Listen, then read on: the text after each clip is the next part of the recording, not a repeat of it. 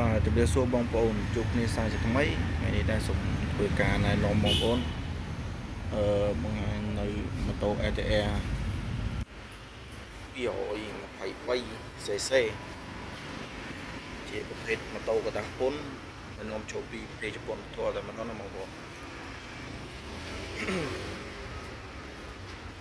សម្រាប់បងប្អូនដែលចង់បានម៉ូតូ ATR បងប្អូនអាច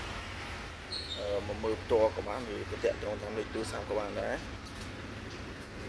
ហើយសម្រាប់ទីតាំងវិញនៅជាសាលាខាងទួលគោកបងប្អូននៅតាមបណ្ដោយផ្លូវ596តែនឹង327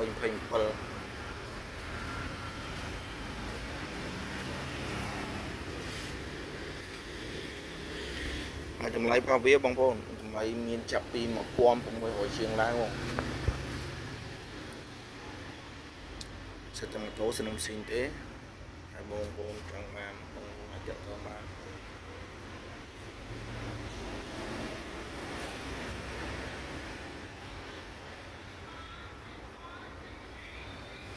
ហើយមានច្រើនគ្រឿងបងប្អូនមានពណ៌ប្រាក់ពណ៌សពណ៌ទឹកពណ៌ខ្មៅ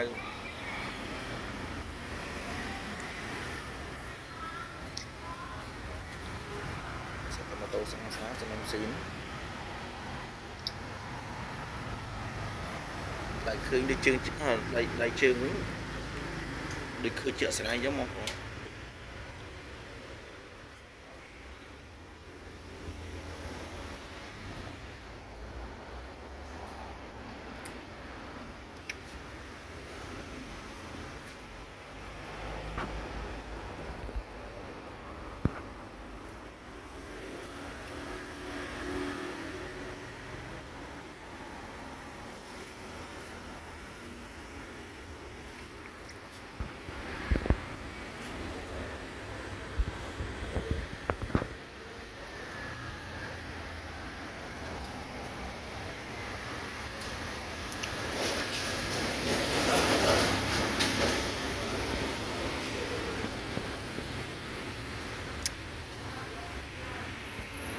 បងប្អូនបើមានចម្ងល់ចង់តាក់ទងជាមួយនឹងម៉ូតូមួយគ្រឿងណាបងប្អូនអាចតាក់ទងមកបានណាបងប្អូនអរគុណច្រើនបងប្អូន